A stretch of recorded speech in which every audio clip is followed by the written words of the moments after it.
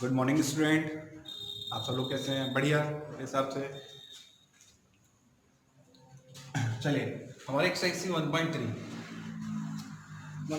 Question number first क्या कह रहा था? हमने इन सब चीज हमने पहले करा दिया था रिवीज। इसका एग्जांपल्स कराए थे हमने लास्ट क्लास के अंदर, और इसके कुछ और जो भी एग्जांपल्स वो भी कराए थे, और इसका एक्सप्लेनेशन भी था इस टॉपिक का।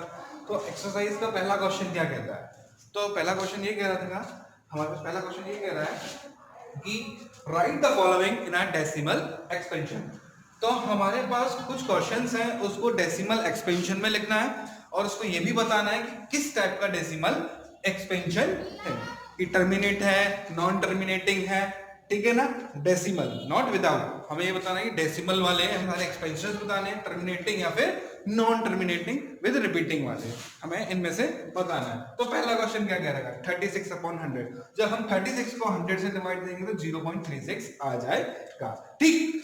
तो इसे हमने क्या बोल दिया? टर्मिनेटिंग, क्योंकि ये वाला जो वैल्यू है, ये वाला जो P/Q की जो वैल्यू है वो फुली डिवाइड होगी, इसे हमने क्या बोल दिया? टर्मिनेटिंग। अब क्वेश्चन नंबर 4 को देखिए, 3/13। तो 13 को 3 से डिवाइड दिया तो कुछ इस लॉन्ग डिवीजन मेथड से, बाय लॉन्ग डिवीजन मेथड से ये 2 टाइम्स चले गया, रिमाइंडर आया, इस तरीके से कंटिन्यू आगे की तरफ रहा। तो लॉन्ग डिवीजन मेथड से इसका क्या निकल के आया? 0.230769 ये निकल के आया था। और उसके बाद जो वैल्यू थी वो क्या कर रही थी? रिपीट कर रही थी। तो इसे हमने क्या बोल दिया? नॉन टर्मिनेट विद रिपीटिंग, क्योंकि ये वैल्यू टर्मिनेट नहीं हो रही है। टर्मिनेट मतलब क्या हो रहा है कि ये वैल्यू खत्म नहीं हो रही है, आगे जाके डिवाइड हो रही है, और क्या कर रही है? रिपीट भी कर रही है। तो इसे हमने क्या बोल दिया? Non terminate with repeating. 6th वाला क्वेश्चन क्या था? 3 to 9/400। तो P/Q में था, इसको हमने डिवाइड दिया तो ये फुली डिवाइड हो गया। जब ये फुली डिवाइड हो गया तो हमने क्या बोल दिया? टर्मिनेटिंग। चलिए आगे की तरफ आगे बढ़ते हैं स्टूडेंट्स। चलिए स्टूडेंट्स,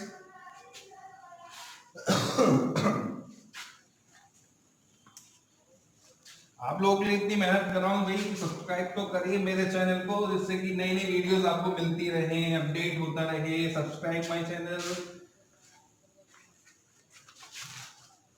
सेकंड क्वेश्चन क्या क्या रखा है? You know that 1/7 equals to क्या दे रखा है? हम क्या जानते हैं? क्वेश्चन नंबर सेकंड के अंदर 1/7 की जो डिवाइड करते हैं, तो 1/7 P/Q में इसे डिवाइड करते हैं तो क्या निकल के आ रहा है? 0.142857 बार, ठीक।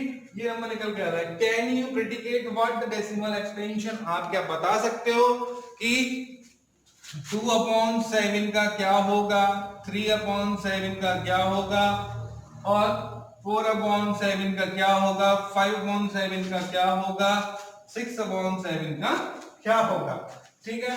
और इसमें आपको लॉन्ग डिवीजन मेथड को यूज नहीं करना है। बिना लॉन्ग डिवीजन मेथड के आपको यह बताना है कि इनका डेसिमल एक्सपेंशन क्या होगा, ठीक है ना। तो हमारे पास क्वेश्चन में क्या दे रखा है कि हमारे पास क्वेश्चन में दे रखा है 1/7 एक P/Q की फॉर्म में, जो कि कितना दे रखा है उसका, जब उसे डिवाइड किया गया लॉन्ग डिवीजन मेथड से 0.42857 बार आया। तो आपको यह बताना है क्या इसके हिसाब से, इसकी वैल्यू से आप इन सारी वैल्यूज को फाइंड आउट कर दोगे। बिना लॉन्ग डिवीजन मेथड से हमें इन सारी वैल्यूज को फाइंड आउट करना है। तो हम क्या जानते थे? मैंने लास्ट टाइम बताया था कि 1/7 इतना था, तो 2/7 को आप क्या ले सकते हो? तो 2/7 को क्या लिखोगे? 2 into 1/7 मतलब क्या होगा? 2 into 0.142857 बार। तो इसका सोल्यूशन क्या निकल के आ गया? 2 7 या 14, 1 क्या ही लगा, 10 11, ठीक है ना, 1 क्या ही लगा 17, फिर इसके बाद उधर क्या करेगा? 1 क्या ही चलेगा 5, 2 4 जा 8, 2 1 जा 2.0 बार। तो हमने क्या देखा? 2/7 की कुछ इस तरीके से वैल्यू देखी, क्या निकल गया? 0.285714। अब हम बात करते हैं 3/7 की। तो 3/7 की क्या निकल जाएगी? बिना लॉन्ग डिवीजन के, हमें लॉन्ग डिवीजन मेथड को अप्लाई नहीं करना है, उसके हमें क्या अप्लाई करना, बस इसके यहाँ पे ये बताना है 3/7 क्या निकल के आएगा। तो 3/7 को आप क्या लिख सकते हो, 3 इंटू 1/7। तो 3 इंटू फिर दोबारा से 1/7 की वैल्यू कितना है 0.14285 बार सॉल्व किया गया। 3 7 जा 21, 2 कैरी गया, 3 15, 16 17, 1 कैरी गया, 3 24, 25, 2 कैरी चले गया, 3 2 6 7 8, 3 4 जा 12, 1 कैरी गया, 3 1 जा 3 4, 0.42851, 0.42851 हमारे पास 3/7 निकल के आ गया। सिमिलरली 4/7 की बात करते हैं तो 4 इंटू 1/7, तो क्या लिखोगे इसका 4 इंटू 0.142857। जब इसको सॉल्व किया गया तो आपके पास क्या निकल के आता है 0.571428, ये आपके पास निकल के आ जाता है। तो हमारे पास क्या निकल के आ गया 4 इंटू 1/7 का 0.571428 निकल के आ गया। ठीक, नेक्स्ट इसी तरीके से आपसे 5/7 का करते हैं तो you can easily find out 5 into 1/7 आप फाइंड कर लीजिएगा। इसी तरीके 6/7 करते हैं तो 6 इंटू 1/7 आप लोग फाइंड कर लीजिएगा। ठीक है, तो क्वेश्चन नंबर सेकंड इस तरीके से है। चलिए राइट डाउन लिख लीजिएगा। क्वेश्चन नंबर हम बात करते हैं आगे मतलब थर्ड वाला 1.3 का क्वेश्चन नंबर थर्ड क्या कह रखा है, express in the form of P/Q। तो आपको क्या करना है P/Q की फॉर्म में आपको नंबर्स को रिप्रेजेंट करना है। ठीक है ना, आपके पास डेसिमल में दे रखा है, डेसिमल चाहे रिपीट टर्मिनेटिंग दे रखा हो, डेसिमल चाहे नॉन टर्मिनेटिंग दे रखा हो, डेसिमल चाहे नॉन टर्मिनेटिंग दे रखा हो, तो हमें वो P/Q की फॉर्म में लिखना है। अच्छा एक चीज आप मुझे आंसर दीजिएगा, can you right non terminating and non repeating number in a form of P/Q? क्या आप non terminating non repeating number को आप P/Q में आप लिख सकते हो? कमेंट में दीजिएगा मेरे को। ठीक है, आप नॉन टर्मिनेटिंग और नॉन रिपीटिंग नंबर को एक डेसिमल में दे विदाउट डेसिमल वाले नंबर्स को आप P/Q में लिख सकते हैं क्या? चलिए आगे बढ़ते हैं।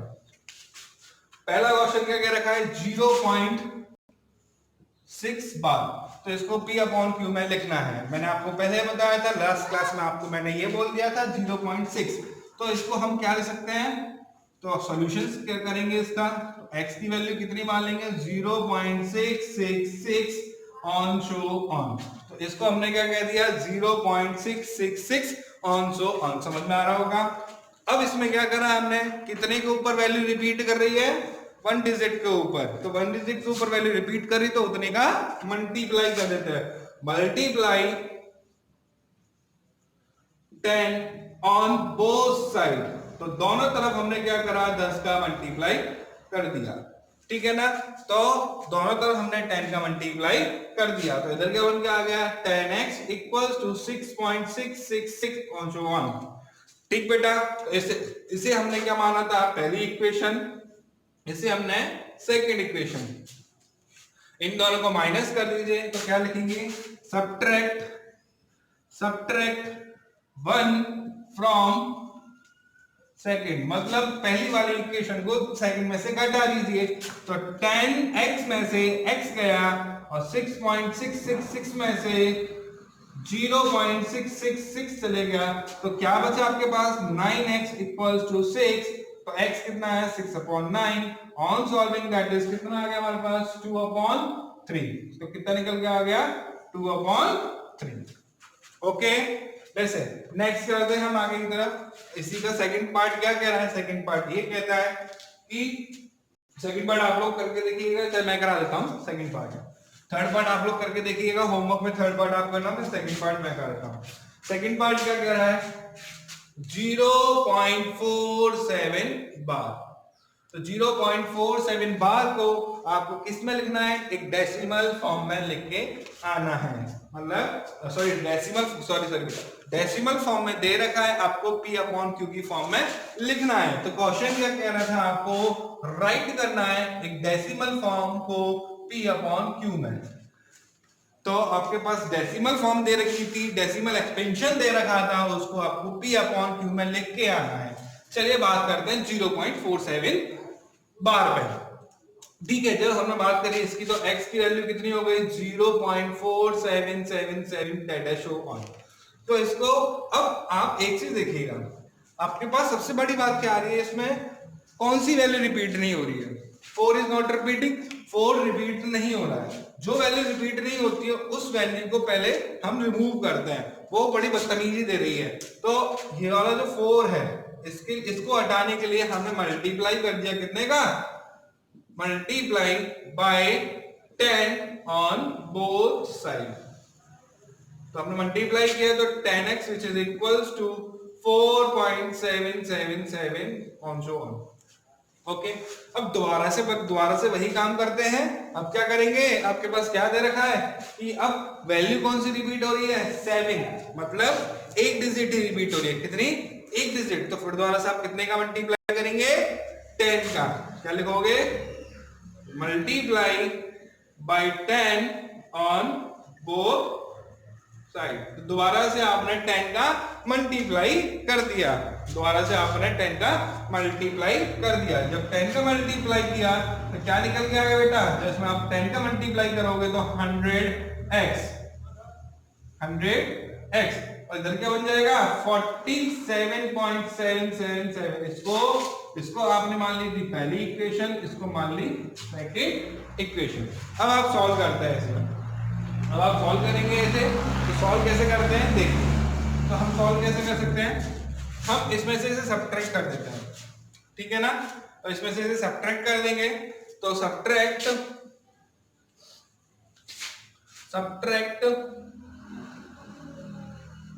1 फ्रॉम सेकंड।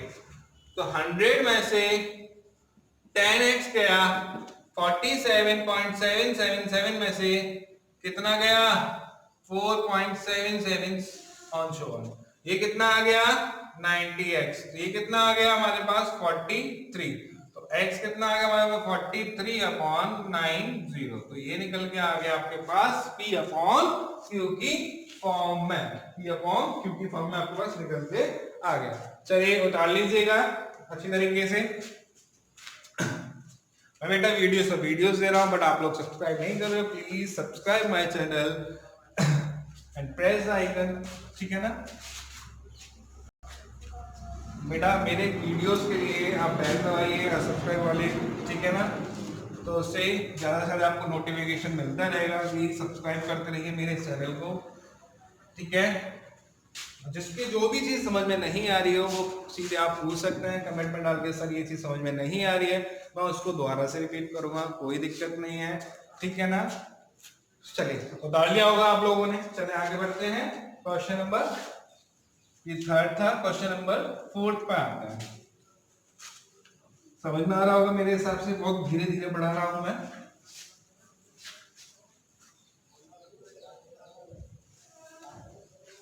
क्वेश्चन नंबर 4 क्या कहता है आपका, हाँ हमारे पास क्वेश्चन दे रखा है एक्सप्रेस। क्वेश्चन नंबर 4 क्या दे रखा है, एक्सप्रेस 0.9999, इसको P अपॉन Q की फॉर्म में लिखना है। तो पहली बात आप क्या समझते हैं, आपको क्या समझ में आ रहा होगा, x बराबर कितना हो गया 0.999 ऑन जो। अच्छा मुझे एक चीज आप दिखाई दे रहा है, आपको इसमें एक चीज क्या दिखाई दे रही है कि 9 वाली वैल्यू रिपीट हो रही है। तो कौन सी, बस एक ही वैल्यू रिपीट हो रही है, तो हम लोग मल्टीप्लाई क्या कर देंगे 10 का। इसमें क्या लिखोगे, multiply by 10, multi by 10 on both side. दोनों तरफ हमने 10 का मल्टीप्लाई कर दिया, तो 10x इक्वल्स टू 9.999 ये चल गया। तो इसको हमने पहली मानी थी इक्वेशन, इसको हमने सेकंड मानी थी इक्वेशन। ठीक है। तो जब हमने माइनस किया 10x माइनस एक्स और 9.999 माइनस 0.999, तो ये क्या निकल के आ गया 9x और ये क्या निकल के आ गया 9। x क्या निकल के आ गया हमारे पास, x का निकल के आ गया 9/9 दैट इज 1। ठीक है, क्या निकल के आ गया 1।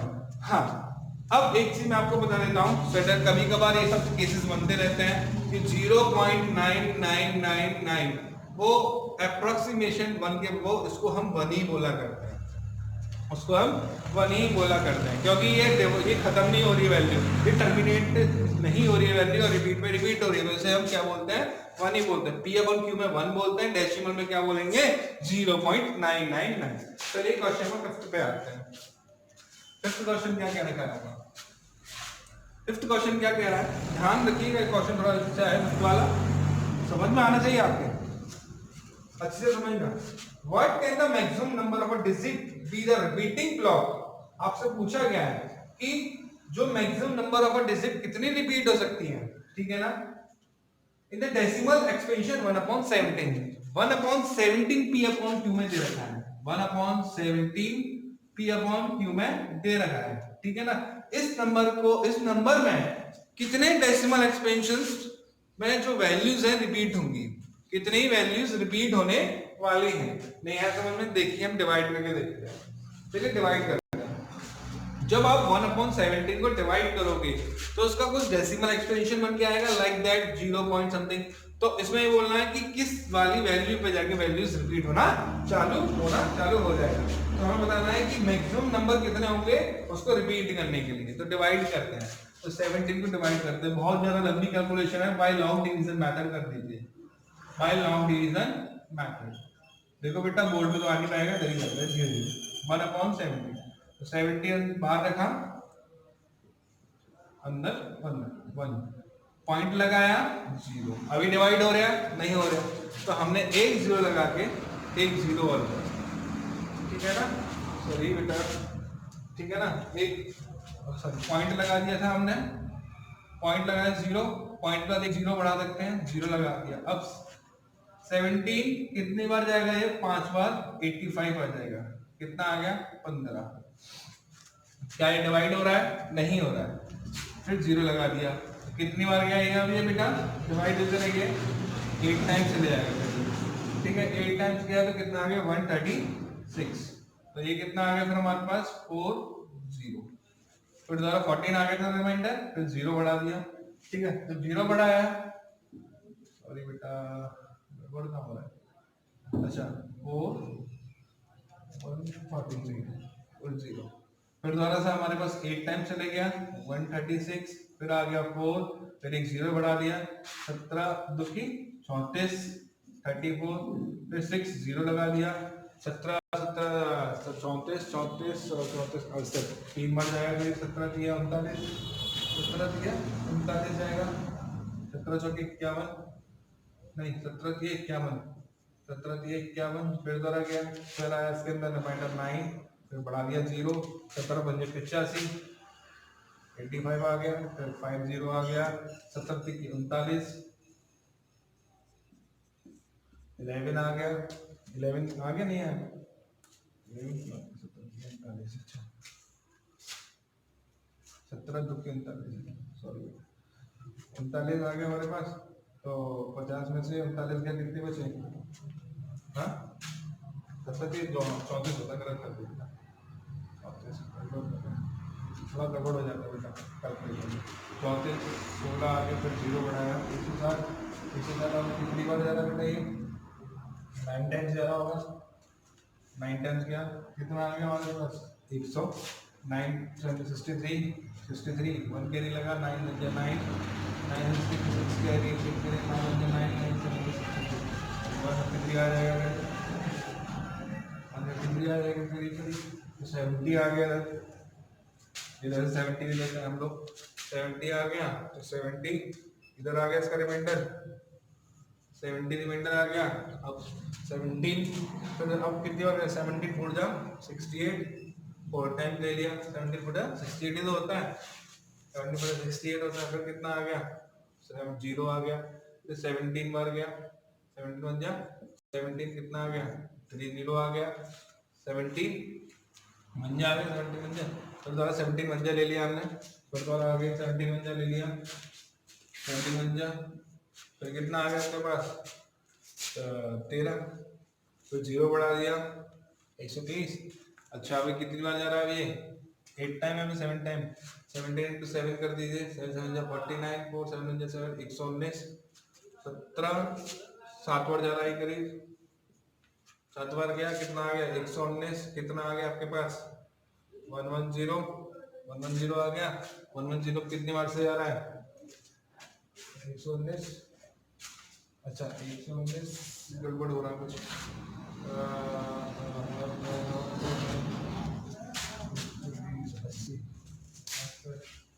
अच्छा गड़बड़ हो रहा है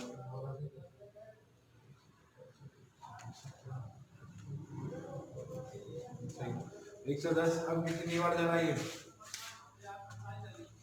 अब कितनी बार जा रहा है बेटा ये 7 बार था तो 6 बार जाएगा, 18 सो 17 जा 6 7 जा 42, 4 6 1 जा 6, ये कितना आ जाएगा 102 आ जाएगा करीब करीब, है ना 102 आ जाएगा, क्योंकि 7 बार बोला 119 हो रहे हैं, 102 आ गया 6 बार में, 102 कितना बचा इधर 8 0 80 आ गया, फिर दोबारा से 44 टाइप से ले गया 68, कितना बचा 20, फिर दोबारा से ले लिया कितनी बार वाले 7 4 28, तो 17 चौकी 17 25 सही है, तो ये सही थे हाँ, तो 4 फिर दोबारा फिर हमने 4 बार करके हमने 1 टाइम ले लिया 17, फिर कितना बचा 30, फिर कितना बचा 30 बच रहा है ना, सॉरी गलती कर दी है, इधर गलती हो गई, 80 में से 68 गई तो 12 बचेगा, तो यहाँ पे हमने फिर 0 लगा दिया, 120 कितनी बार जा रहा है, कितनी बार जा रहा है 120, 119 बार जा रहा है, 7 बार ले लिया 119, फिर 1 आ गया रिमाइंडर, फिर 0 लगाया, फिर 17 एकदम, फिर नहीं गया, फिर ये पूरा सर्वर से यहाँ पे डिवाइड हो जाएगा, रिमाइंडर कितना आ गया 1, तो प्रोसेस इधर से स्टार्ट हो जाएगी, तो वैल्यू क्या हो गई 1 2 3 4 5 6 7 8 9 10 11 12 13 14 15 वैल्यूज 16 वैल्यूज करीब करीब रिपीट कर रहे हैं, ठीक है ना, 1 नहीं आएगा हम लोग गलती से 1 नहीं आएगा 17 आएगा 7 आएगा, तो हमारे पास ये जो वैल्यू है सारी वैल्यू, तो मैक्सिमम नंबर कितने आ रहे हैं, मैक्सिमम नंबर कितने आ रहे हैं इसके अंदर 15, कितने आ रहे हैं 15, तो बेटा लॉन्ग डिवीजन मेथड था, तो लॉन्ग डिवीजन मेथड से हमने क्या करा 1/17 को डिवाइड किया, 1/17 को इसने बोला है कि कितना मैक्सिमम नंबर्स हो सकते हैं, कितना इसने बोला क्वेश्चन में what can the maximum number of digit be in a repeating block, तो इसने बोला जो रिपीटिंग ब्लॉक है उसके अंदर कितनी मैक्सिमम वैल्यूज आएंगी, तो हमने लॉन्ग डिवीजन मेथड से देखा, जो लॉन्ग डिवीजन मेथड से देखा तो हमारे पास मैक्सिमम वैल्यू कितनी आ गई 1 2 3 4 5 6 7 8 9 10 11 12 13 14 15, तो कितनी आ गई 15 वैल्यूज इसके अंदर आ गई, समझ में आया नहीं है, नेक्स्ट क्वेश्चन, चलो आगे बढ़ते हैं, तो इसमें आंसर क्या लिखोगे, the maximum number of digit in the quotient will be 15, तो क्वोशिएंट के अंदर कितनी है दैट इज रिपीटिंग, जो रिपीट, ठीक है ना, तो रिपीटिंग नहीं हो रही है उसको हमने कितने बोल दिया 15 बोल दिया गया, ठीक है ना, नेक्स्ट क्वेश्चन, क्वेश्चन नंबर 6 को समझिएगा, थोड़ा सा अच्छा क्वेश्चन है क्वेश्चन नंबर 6,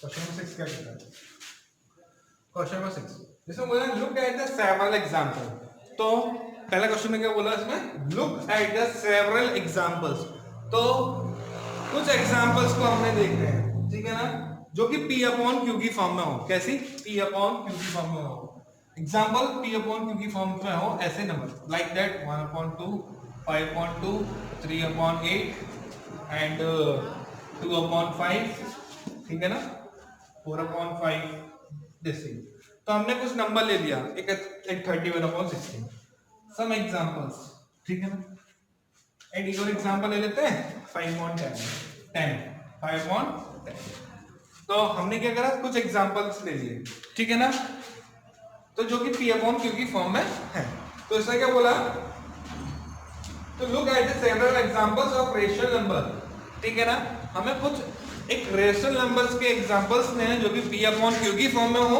कैसे? p अपॉन q की फॉर्म में हो and q does not equals to 0, q की वैल्यू 0 के बराबर ना हो, where q does not equals to 0, q 0 के बराबर ना हो। चलिए अब क्या करते हैं, ऐसा बोला है where p and q are the integers, तो p और q इंटीजर्स हो। इंटीजर्स आपको बताया था, इंटीजर्स कौन से होते हैं? जीरो इंटीजर नहीं होता है, 1 2 3 4 5 6, इट में भी कोई सा भी इंटीजर, ठीक है ना। तो p एंड q क्या है? इंटीजर है, जैसे कि 1 and 2 are integer, 5 and 2 are integer, ये सारे इंटीजर्स हैं, ठीक है ना। इसमें बोला है with no common factor other than 1, तो इनके पास कॉमन फैक्टर नहीं होना चाहिए 1 के अलावा। इन दोनों का कॉमन फैक्टर क्या है? 1। इन दोनों का कॉमन फैक्टर क्या है? 1। इन दोनों का कॉमन फैक्टर 1। इन दोनों का कॉमन फैक्टर 1। 31 अपॉन 16 का 1। अच्छा 5 और 10 का फैक्टर क्या है? 5 और 10 का फैक्टर क्या है? 5 है common. 5 is divided by 1 and 5 is divided, sorry 10 also divided by 5 is equals to 2। तो 5 को 5 से डिवाइड करेंगे 1 टाइम से गया, डिवाइड करके देखा हमने 5 से 1 टाइम गया, ये 2 गया। तो हमने क्या देखा? कॉमन फैक्टर क्या है हमारे पास? कॉमन फैक्टर क्या है हमारे पास? इसमें 5 हो गया, तो इसलिए इसको काट दीजिए। और एग्जांपल जैसे कि मैंने आपसे बोलता हूं, मैंने आपको क्या बोला? 6 अपॉन 9। तो इनका एग्जांपल, इसका कॉमन फैक्टर क्या हमारे पास? 3 से 2 अपॉन क्या आ गया? 3 आ गया। आज समझ में नहीं आया? समझ में आया? नहीं आया? तो कॉमन फैक्टर क्या होना चाहिए उनका? कॉमन फैक्टर नहीं होना चाहिए अदर देन 1। तो कॉमन फैक्टर अदर देन 1 होना चाहिए, ठीक है ना। तो 1 तो होगा, परंतु उसके अलावा और कोई कॉमन फैक्टर्स नहीं होना चाहिए। मैंने आपको एग्जांपल बता दिया था। चलिए आगे बढ़ते हैं। इसमें बोला है एंड हैविंग टर्मिनेटिंग डेसिमल, तो ये क्या है? इन सब का ये टर्मिनेटिंग डेसिमल एक्सपेंशंस होने चाहिए। इसे बोला क्या कि टर्मिनेटिंग का मतलब क्या होना चाहिए? ये सारी की सारी वैल्यू क्या करनी चाहिए? फुल ही डिवाइड होनी चाहिए। जैसे कि हमने 1/2 का करा, तो 1/2 का हमने डिवाइड दिया तो 0.5 टाइम्स चले जाएगा, तो फुल टर्मिनेट हुआ। जब इसको डिवाइड दिया तो 16 को डिवाइड दोगे 31 से, 16 बन जा 16, कितना आ गया? 15, फिर पॉइंट लगाया 0। आ रहा नहीं आ रहा? ये कितनी बार गया? अब कितनी बार गया? ये करीब करीब आपका 9 टाइम्स जाएगा। 16 into 9, 9 6 54, 5 9 9 14 आई थिंक सो। तो 9 बार चलेगा 144, तो 16 आ गया इधर, फिर हमने 0 लगा दिया, 16 1 बार चले गया। तो क्या देखा हमने? ये भी फुली टर्मिनेट हो गया, फुली टर्मिनेट हो गया। तो अब इसमें क्वेश्चन में क्या पूछा गया? तो हर किसी का, हर कोई जो वैल्यू है p अपॉन q की फॉर्म में, वो कैसी होनी चाहिए? वो टर्मिनेट होनी चाहिए। ऐसे कुछ एग्जांपल्स लेने हैं जो कि फुल टर्मिनेट हो। एग्जांपल ऐसे कैसे लेने हैं? जो कि फुली टर्मिनेट हो और कॉमन फैक्टर 1 हो, कोई अदर कॉमन फैक्टर नहीं हो, ठीक है। आते हैं आगे बढ़ते हैं। तो इसे बोला can you guess what property q must satisfy. तो आप देख रहे हो जब ये फंक्शन जब भी p अपॉन q टर्मिनेट हो रहा है तो q क्या सेटिस्फाई कर रहा है? तो q क्या सेटिस्फाई कर रहा है इधर? मतलब हमने जब बात करी 1/2, तो 1/2 जब q बात करी तो हमने इधर क्या देखा? 1/2, तो 1 जो 2 से डिवाइड हो रहा है, ठीक है ना। 1 जो 2 से डिवाइड हो रहा है मतलब 1/2 की पावर m। जो हमने 5/2 को डिवाइड दिया, सिमिलरली ऐसे निकल के आ गया, सिमिलरली ऐसे निकल के आ गया। जब हमने 3/8 की बात करी तो 3 अपॉन, जब उसका प्राइम फैक्टर 2 की पावर 3, जब हमने बात करी 2/5 की तो 2 की पावर 5 की पावर 1, 2/5 की पावर 1। तो कुछ ऐसे कुछ वैल्यूज जो कि क्या कर जाती हैं? टर्मिनेट हो जाती हैं जब वो 2 या 5 से डिवाइड हो रहे हो। जब 2 और 5 से डिवाइड हो रहे हो तो टर्मिनेट हो जाते हैं, क्योंकि इनका प्राइम फैक्टर के कारण। क्यों? क्योंकि प्राइम फैक्टर के कारण, ठीक है ना। तो इसमें आप क्या लिख सकते हो कि हमने क्या देखा कि ये जो केसेस है 1/2, 5/2, 3/2 in the form of 2 into m, क्या लिखोगे इधर? सॉल्यूशन क्या लिखोगे इधर कि क्या लिखोगे? q is a positive integer, q is an integer which which is having a prime factorization